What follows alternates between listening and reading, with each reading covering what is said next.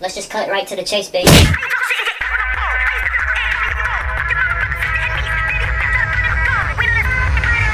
Yeah, let's get into it. Let's go. Okay, so from what I've listened to so far from the Devin Hendrix stuff, a lot of it, outside of the singing and, you know, really ghost pop tape, you know, vaporwave type stuff, when he does rap on the Devin Hendrix stuff, it is very, like, wearing his influences on his sleeves. Like, I don't feel like he found his own voice entirely yet. I feel like it's very inspired by, like, 90s hip-hop. And Black Ben Carson, to me, is that, like, middle period between when he actually finds it on Veteran and when he's, like, still looking with the Devin Hendrix stuff.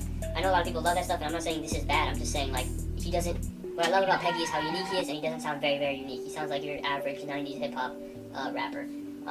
But, yeah, production-wise, this is awesome. This is, like, his Section 80. Like, we know there's masterpieces waiting. This is before you're at that place. LP, this is a lot of people's favorites. I'm pretty sure this is Fantano's highest rated Peggy album. It has maybe my favorite, it's at least in the top 3 favorite JPEGMAFIA songs, and that's Rebound. Just a lot of filler tracks on here, in my opinion. Like, what kind of rapping is this? And some of them I don't remember the names because they're just kind of forgettable. You just skip them. But yeah, awesome project. At least the 8 out of 10. This is the one that got me into Peggy because at first he was a little too experimental for me. But awesome. Rebound's one of my favorite songs. End credits is like the teaser for the new album for me because there's like a guitar on there and it's very much like him using that rock influence. And we see that later on in his discography. Awesome album. Trust is maybe top 3 Peggy intros. Awesome. Yeah, but the hose! Oh, what? It's too hard to get the hose! When I Lay Down My Life for You came out, there was this take that I kept seeing that everyone was like, Peggy, every time he drops, it's like his new peak. And I don't agree entirely. I don't think his best work is, like, I don't think he drops his best album every single time.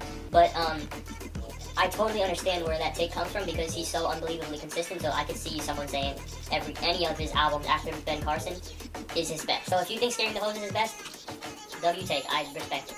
I just think some of the mixing on this project hurts it more than it helps it. Like, a lot of times he embraces that DIY, like, low quality to make something really cool, but, like, it kind of gets in the way of a lot of Danny's performances on here, especially on the last song. I think this album's like first 7 songs. I remember listening to it when it came out with my friends on a Discord call, and we were like, the first 7 songs, and we were like, holy shit, they are on fire. Nearly perfect. Very rare to see 2 people get together in hip-hop, make a collab album that actually works, and I think this is the best collab album since Kitsy Ghost. So I just mentioned Peggy using DIY aesthetics to really enhance his music, but this project right here, it has some of that for sure, but it has like a cinematic quality to it with the strings that it keeps using. It's amazing. Not a single bad song here at all. Every fucking song slaps. There's a very rare thing that happens when someone makes such a consistent album that for me it's like maybe any song on here is the best song. They're like almost all equal to me. If I had to choose one, I'd have to say Sing Miedo is really good, but like JPEG Ultra, the verse from Denzel is incredible. Either on Off the Drugs. What? The only issue with that song is that it ends. It should be another 2 more minutes at least. As you all know, I predicted. Like always, I'm the king of this shit. Great prediction here, and I was goddamn right. Now comes 2 albums that are absolutely perfection in my opinion. Like, I didn't preface this video with how much I love Peggy, but Peggy is not my favorite rapper of all time, but he's my 2nd favorite rapper of all time. And he could totally get to that favorite point at some point. I am a really big fan of very, very personal music. So Kendrick Lamar, it's going to be a huge hump to get over to beat Kendrick Lamar in my opinion. But if he's just being this consistent for this long, like, I can't keep giving it to Kendrick. He could totally get there because he has 2 10 out of 10 albums in my opinion, and it's these 2. And I think these are maybe both top 5 hip-hop albums of all time. Making this decision was really tough. The answer that I'm going to put at number 2 was actually my favorite rap album of all time for a pretty long time actually. Still love this thing to death. And here we go, my number 2 is Triple Crystal. This is berry flavored. Yeah! Absolutely genius concept of an album. I don't think a lot of people look into Peggy's concepts because he tends to, you know, stay in his lane and do the same, like, I hate everyone type of thing. But this one, he kind of gives an actual reason to all these silly, ass jokes that he puts in his lyrics all the time, like, SM makes no ASMR on the intro track. He always has a lot of, like, silly, like, in the culture at the moment type of jokes, type of humor within his lyrics. And the album's name is All My Heroes Are Cornballs. All my heroes are cornballs. Hey, all my heroes are drug addicts, so Bro, you know what this title means though? It's What? just like we have to understand, because I think we keep looking back at niggas in the past through like a 2019 lens and being like, we're realizing that some of the people we Looked up to.